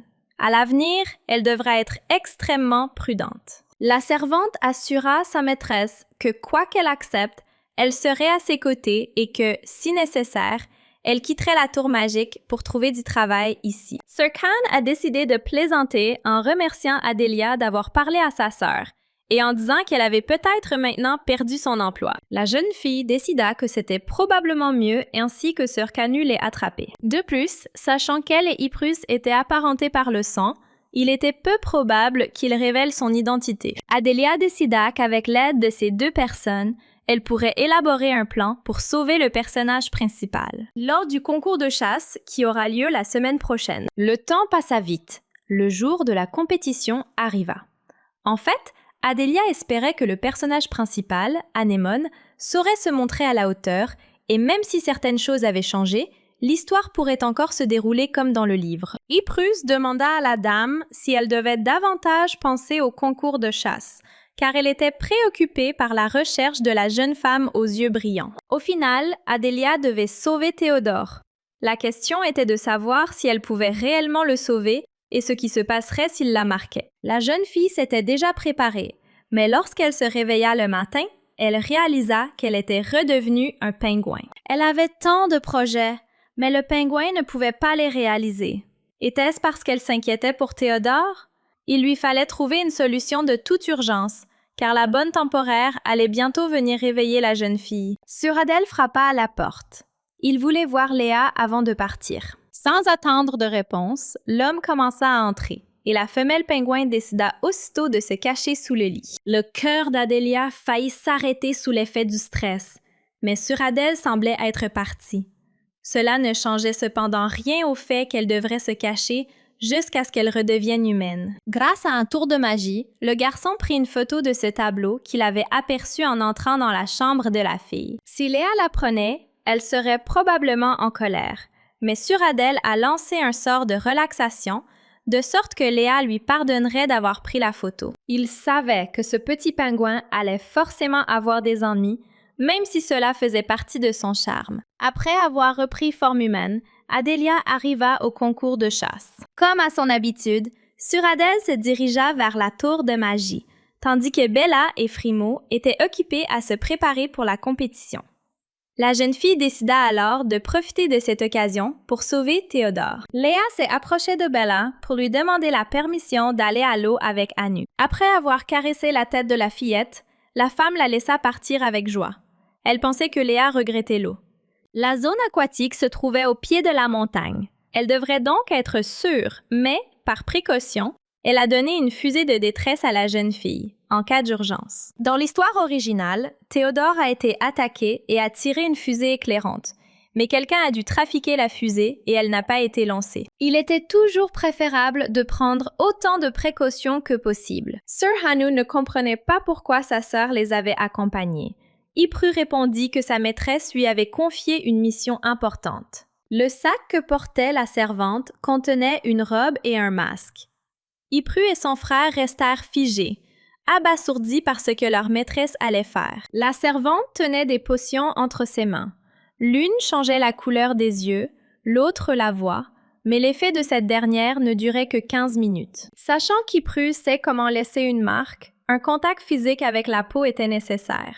Par conséquent, Adélia recouvrit entièrement les parties exposées de son corps et, en changeant de voix et de couleur des yeux, elle se prépara à toute éventualité. Léa était certaine qu'après une telle préparation, Théodore ne la marquerait jamais. Si quelqu'un porte le sceau simplement parce qu'il a été sauvé, cela signifie que cette personne est amoureuse de son sauveur. Laisser une trace était tout simplement une malédiction romancée. Adélia donna l'ordre à Khan et à Yprus que désormais, même en cas de doute, ils devraient exécuter ses ordres. La jeune fille et ses compagnons s'enfoncèrent profondément dans les montagnes, où les compétitions de chasse battaient leur plein et où de nombreux dangers les attendaient en chemin. Il semblait que Sir Khan ait plus peur d'être dans la forêt que les jeunes filles. Il gardait le silence, répétant que d'énormes animaux vivaient ici. Un énorme sanglier surgit des buissons et fonça sur les voyageurs. Il ne ressemblait pas à un sanglier ordinaire. Ses yeux brillaient d'un rouge vif et l'animal était bien plus furieux qu'il n'y paraissait. Les jeunes filles confièrent au chevalier le soin de s'occuper de cette bête sauvage. Et elles s'enfoncèrent elles-mêmes plus profondément dans la forêt. Adelia comprenait que Sir Hanu était le chevalier qui la protégeait, qu'il était particulièrement attentif à sa sécurité et qu'il pouvait devenir un obstacle à ses projets. La jeune fille était convaincue que le chevalier se débarrasserait sans problème de la bête de la montagne, et elle n'avait donc pas si peur pour sa vie. La servante était très intéressée par la raison pour laquelle sa maîtresse était venue dans cette forêt. L'objectif d'Adelia était de sauver l'homme, mais l'intrigue était assez différente de l'original, et Théodore n'aurait peut-être même pas été attaqué. Ypres aperçut au loin quelqu'un qui saignait. Il s'agissait de nul autre que Théodore. Adelia allait utiliser un sortilège pour savoir si l'homme était vivant ou non. Heureusement, Théodore respirait, mais il était encore trop tôt pour se détendre. Il restait encore un élément dangereux. Les bandits restants pouvaient se trouver quelque part dans les environs. La jeune fille n'allait pas abandonner. Malgré tous les dangers qui l'attendaient, elle partit sauver Théodore. Ypres ignorait les projets de sa maîtresse, mais elle pensait qu'il recelait une signification profonde, et elle la crut donc. Léa alla sauver Théodore qui saignait. Elle n'arrivait pas à croire que cet homme puisse se battre contre les bandits dans un tel état. S'il ne bougeait pas, cela signifiait qu'il avait peut-être été empoisonné. Avant d'emménager, Adelia avait passé beaucoup de temps à l'hôpital. Elle pensait donc être habituée à la vue des blessures des autres. La blessure était trop grave. Il fallait utiliser rapidement l'élixir que la jeune fille avait imploré auprès de Suradel. Dès que l'élixir entra en contact avec la blessure de Théodore, celle-ci guérit immédiatement, ce qui fut un résultat merveilleux. La victime a saisi la jeune fille par la main et lui a demandé ce qu'elle faisait. Adelia n'a pas apprécié ce comportement. La personne qu'elle venait de sauver aurait dû se comporter autrement. Le garçon refusa de boire l'élixir, arguant que personne ne l'avait jamais sauvé et qu'il n'avait besoin de l'aide de personne. La jeune fille n'en croyait pas ses oreilles. Elle devait supporter toutes sortes d'insultes pour sauver ce salaud. Elle s'est humiliée devant Suradel pour obtenir l'élixir, et elle a failli être découverte par lui ce matin. De plus, leur cher Sir Khan a été très malmené. Adelia commença à faire boire l'élixir à Théodore de force, disant qu'elle avait dû faire tant de choses pour en arriver là et qu'elle ne les laisserait pas mourir, du moins pas pour son propre bien. Elle lui a forcé la bouche à s'ouvrir et lui a versé l'élixir dedans. Une seconde plus tard, Théodore eut une réaction inattendue. Il attira la jeune fille contre lui et la serra dans ses bras. Était-ce vraiment ce qu'Adelia craignait le plus? En la regardant dans les yeux, l'homme lui demanda son nom, les mots sonnant comme un cliché. Ypres surgit, un parapluie à la main, exigea qu'on lâche ses maîtresses et d'un coup sec frappa Théodore. Adelia, les yeux emplis d'horreur, contempla le corps presque inanimé. La bonne a reconnu en cet homme le même Théodore de la famille Wolf. Ypres se souvint du vent soudain et du regard du jeune homme.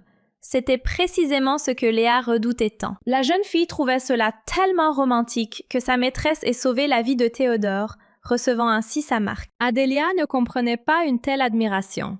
D'abord, elle voulait s'assurer que la marque était bien présente, puisque l'homme avait perdu connaissance pendant l'imprégnation. De plus, vu les vêtements de Léa, il lui était impossible de la toucher. Ypres était certain que Théodore était étrange, car on disait que la marque apparaissait au contact de la peau, et la servante possédait de nombreuses informations à ce sujet. Il s'est avéré que la jeune fille avait obtenu ces informations de son ancien partenaire. Cet homme était le responsable des informations de la guilde, donc les informations concernant la marque étaient fiables. Ypres savait également que les hommes bêtes de la famille du loup qui parviendraient à apposer la marque verraient apparaître un motif lunaire sous leur clavicule. Grâce à cela, Adelia a pu vérifier que la marque était bien présente, comme sur l'original. Comme prévu, Ypres s'est avéré beaucoup plus utile que Sir Khan. En s'approchant de Théodore, Léa découvrit sa clavicule et ne vit aucun motif en forme de lune. La jeune fille était ravie que cela ne se soit pas produit. Elle pensait que c'était grâce à sa préparation minutieuse de cette rencontre. Mais la bonne était contrariée. Elle espérait un triomphe amoureux. Ypres voulait assister au théâtre de l'amour.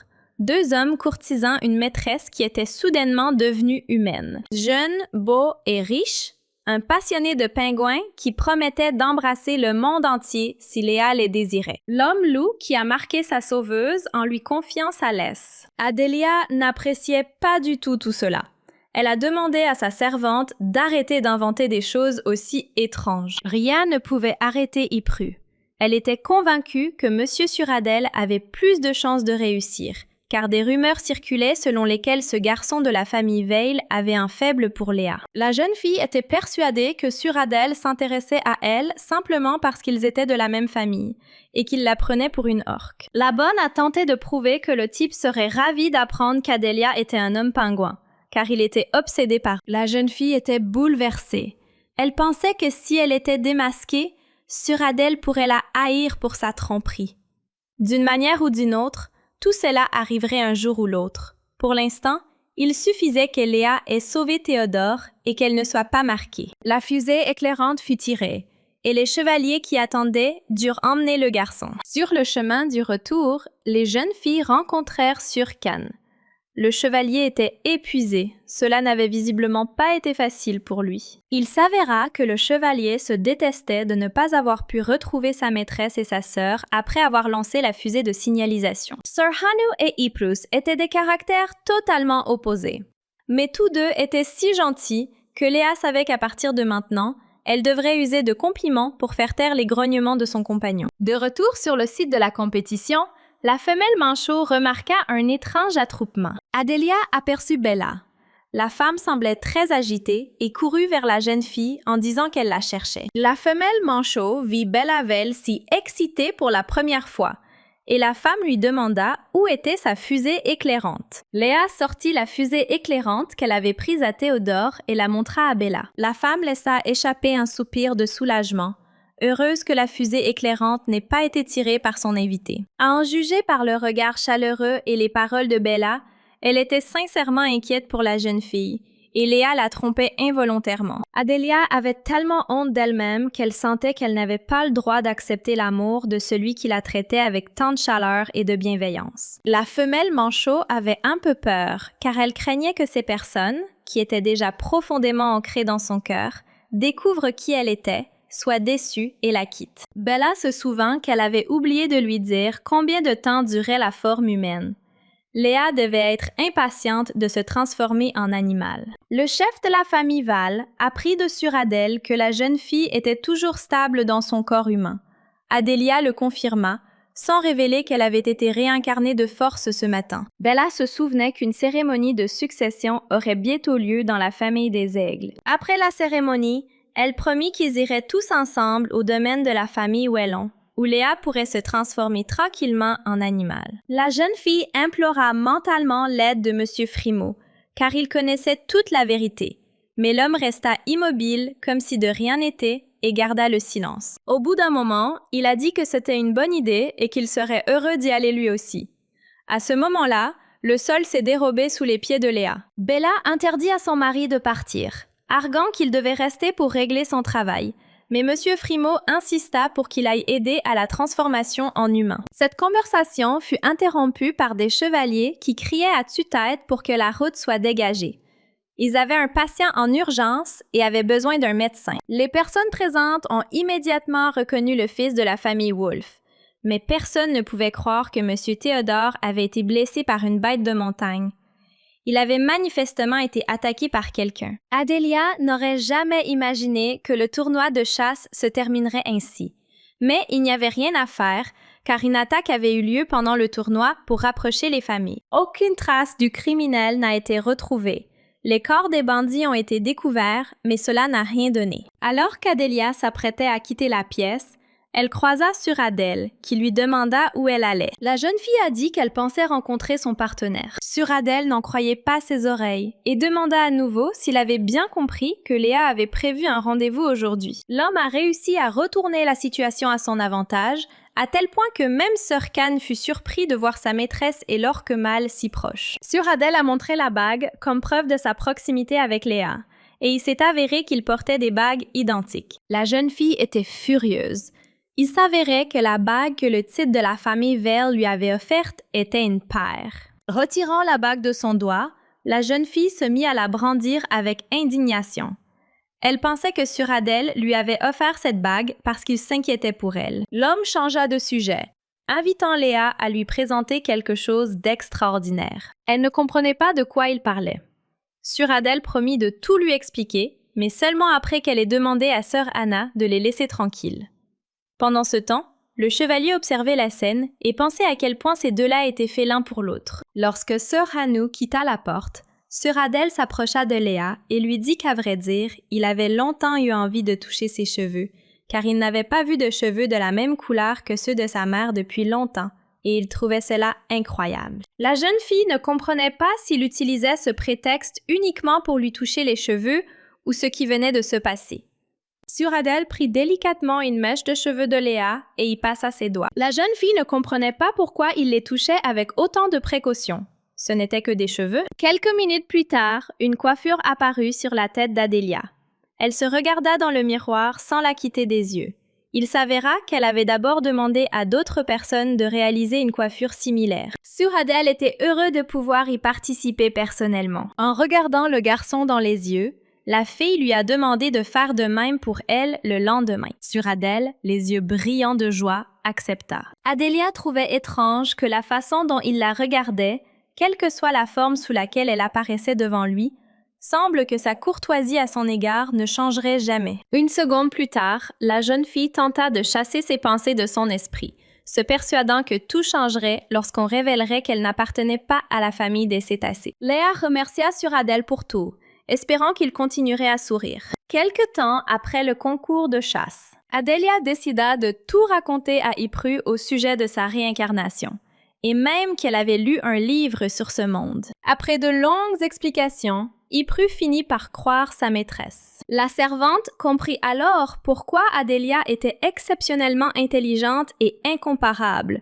surtout pour un pingouin. Il doit être assez étrange de réaliser que le monde dans lequel on vit est tiré d'un roman, mais d'une certaine manière, Ypru a accueilli cette information avec beaucoup de calme. Tout en racontant tout cela, Adélia essayait de se souvenir quelle famille avait attaqué Théodore, mais elle n'y parvenait pas. Ypru ne comprenait pas pourquoi la dame en avait besoin. L'homme était vivant, ce qui signifiait que tout allait bien. La servante leur rappela qu'ils devaient trouver un moyen d'éviter de piller le territoire des baleines, et Léa voulait vérifier quelque chose à ce sujet. Elle allait découvrir la véritable identité de Suradel. Adélia a confirmé que les événements du concours de chasse se déroulent bel et bien dans la réalité. C'est pourquoi l'extinction de l'espèce humaine pure semble inévitable, puisque la peste apparaîtra également. La jeune fille avait besoin d'informations supplémentaires pour se préparer. Yprus ne comprenait pas pourquoi il était nécessaire de découvrir l'identité de Suradel si la dame n'était pas sûre qu'il ait un lien quelconque avec cela.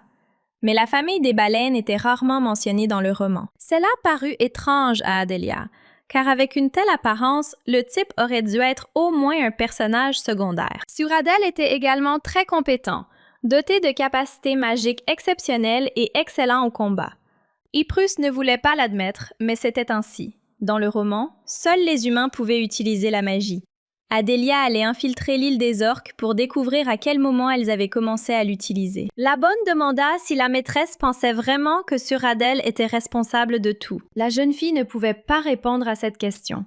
Elle voulait simplement tout savoir, car tout cela lui paraissait suspect. Ypru était toujours perplexe face à quelque chose. Elle avait remarqué que même les hommes bêtes, qui se trouvaient au sommet de la chaîne alimentaire, inclinaient la tête devant Suradel, mais qu'ils n'avaient pas le même effet sur Adélia. La jeune fille ne s'en aperçut même pas, mais la simple pensée de cela fit frissonner son serviteur, et les hommes bêtes s'inclinèrent instinctivement devant lui. Même sous sa forme de pingouin, Adélia n'a jamais craint Suradel ni aucun autre homme bête. Yprus a suggéré que la caractéristique principale des manchots Adélie est l'absence de peur. La jeune fille se souvenait que Frimo était fasciné par le fait qu'elle possédait du mana. Généralement, les hommes bêtes n'en avaient pas, donc sa caractéristique était liée à la magie. Adélia décida de se renseigner plus tard. De toute façon, elle devait d'abord recueillir davantage d'informations pour empêcher la peste et sauver son père. Prenant sa maîtresse par la main, Ypru promit de faire tout son possible pour l'aider. Comme elle travaillait dans la tour, elle avait beaucoup de personnes de sang pur parmi ses amis, et la servante ne pouvait pas les laisser mourir. Adelia suggéra que s'il ne parvenait pas à arrêter la peste, il pourrait trouver quelqu'un capable de fabriquer un remède, un maître secret doué pour la guérison, doté de pouvoir, mais réputé fou et excentrique. Peut-être qu'Ypres connaissait cet homme. Puisque la dame avait confié son secret à la jeune fille, elle était obligée de justifier sa confiance. De même qu'Adelia avait jadis protégé Ypru, la jeune fille devait protéger sa maîtresse. La femelle manchot était heureuse qu'il y ait quelqu'un qui l'aime, quelle que soit son espèce. Léa serra tendrement sa servante dans ses bras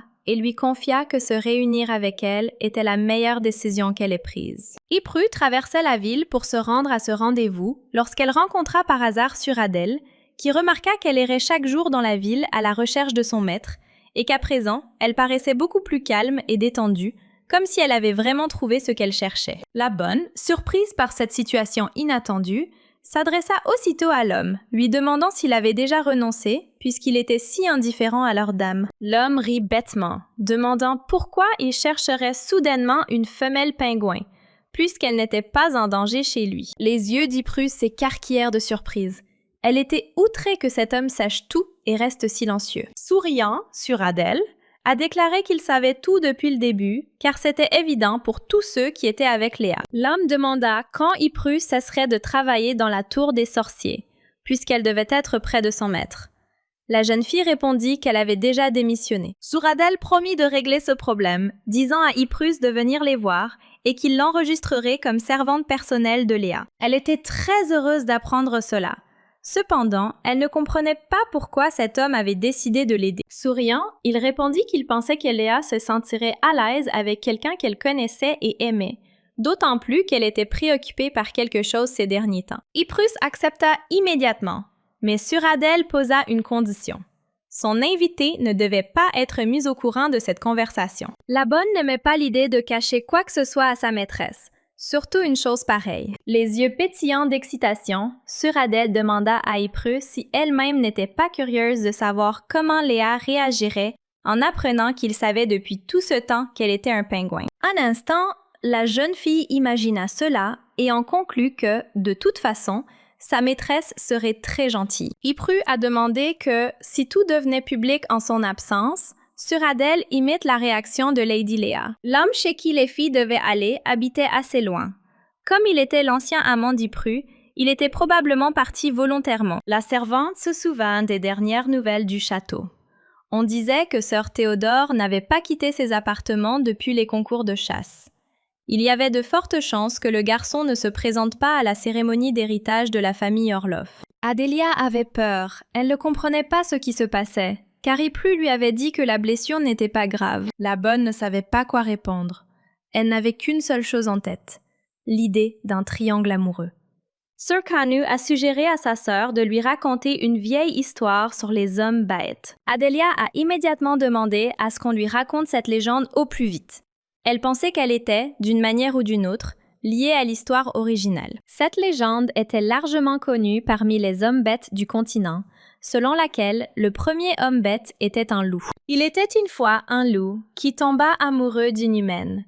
Il conclut un pacte avec un démon afin de devenir humain et d'être avec la fille qu'il aimait. Le démon accéda à sa requête et il était temps de payer les factures. Le prix à payer était que les sentiments que le loup éprouvait pour sa bien-aimée seraient transmis à sa descendance. Voilà ce qu'est une véritable marque, qui n'apparaît que chez les hommes loups lorsqu'ils aperçoivent leur élu, le cœur battant la chamade et la poitrine débordante d'émotion. Il ne s'agissait que de marquage. Adélia ne comprenait toujours pas d'où venaient les hommes bêtes. Sir Khan a ajouté que c'est précisément ce qui est expliqué plus loin.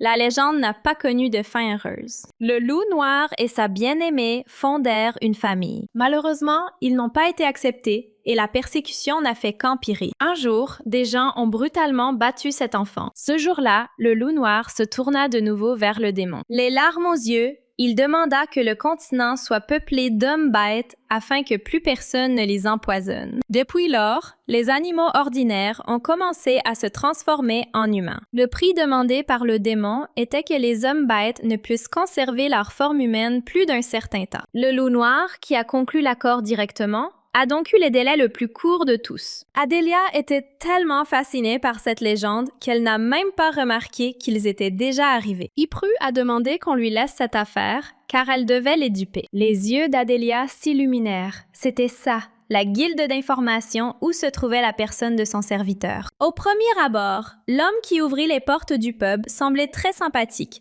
mais dès qu'il aperçut Ypru, son visage changea immédiatement. La servante d'Adélia exigea d'un ton impérieux que l'homme l'emmène immédiatement chez Jack. Descendue à la cave, l'étrangère déclara que son peuple ne pouvait aller plus loin et qu'il devait attendre ici. Mais Ypru insista, disant qu'ils étaient ses serviteurs et qu'ils devaient l'accompagner. D'un air menaçant, l'homme répéta que les étrangers n'étaient pas autorisés à entrer, et la bonne fit une grimace de mécontentement, car il en avait été autrement auparavant. Jack en attendait qu'Ypru, et l'entrée était interdite à tous les autres. Adélia était un peu inquiète. L'endroit avait l'air plutôt sinistre. Elle jouait sans cesse avec la bague de Suradel, espérant ne pas avoir à l'utiliser. Pas une seconde ne s'était écoulée avant que la pointe de l'épée ne soit pointée droit sur Léa. Sir Khan a réagi instantanément et s'est immédiatement levé pour défendre sa dame. Ypru arriva lui aussi au même moment et se mit à crier ce qui se passait. L'homme répéta d'un ton calme que les étrangers n'étaient pas autorisés à entrer. La bonne s'est mise à crier que le problème était que les autres n'étaient pas autorisés à entrer, et non que la dame serait agressée et que sa vie serait en danger. L'homme fut effrayé en entendant parler de cette dame. Était-ce vraiment une personne noble qui se tenait devant lui? Jack, le maître de la guilde de l'information et ancien amant d'Ypru, était très inquiet. Il arpentait la pièce, se demandant à quoi il ressemblait, s'il devait changer de vêtements et comment il accueillerait les invités. Sir Hanu pensait que le maître de guilde serait intimidant, mais il s'est avéré être tout le contraire. Ypru était furieuse. Devant elle se tenait le même Jack pathétique. Il n'avait pas changé après leur séparation. La jeune fille entra dans le bureau. Elle en avait déjà assez de tout cela. Elle n'était pas contente.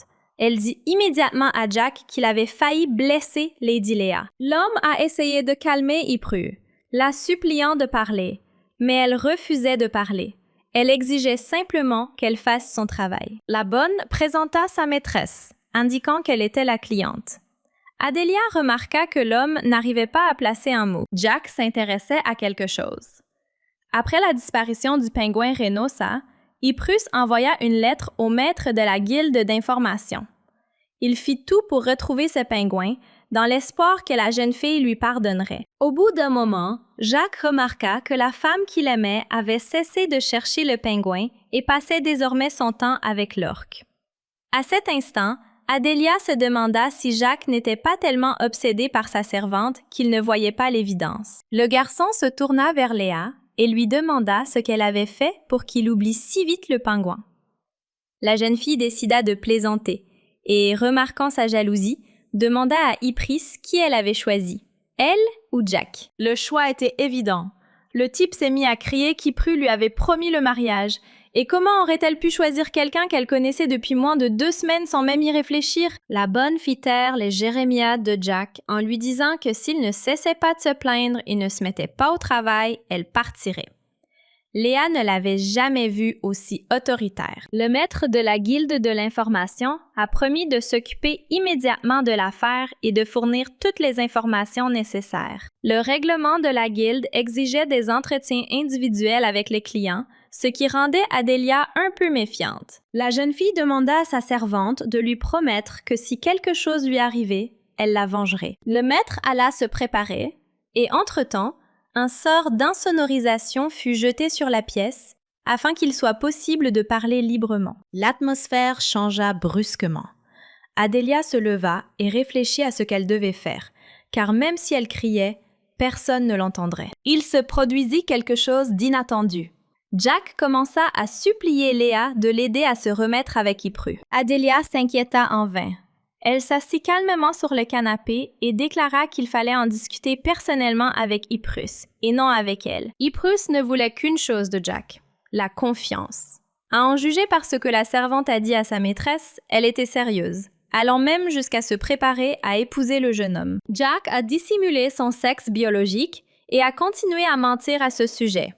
La jeune fille n'en pouvait plus et est partie. Adelia ne comprenait pas pourquoi le maître de la guilde de l'information cachait son espèce biologique, mais, comme il l'avait dit, il craignait la réaction de sa bien-aimée, car il était tout le contraire de son type. L'idéal d'Ypres était une personne au regard bleu indéchiffrable et aux mains capables de résister au froid.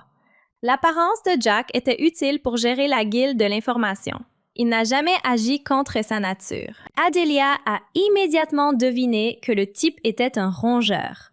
Les oiseaux entendent les mots du jour et les souris ceux de la nuit. Plus précisément, Jack était une souris des champs. Le seul conseil qu'Adelia pouvait lui donner était d'aller avouer la vérité à son bien-aimé. Ce type est sorti avec elle pendant si longtemps, mais il n'a jamais réalisé qu'Ypres aimait tout ce qui était mignon. Jack trouvait ça absurde. Selon lui, la petite n'aimait pas les petits animaux.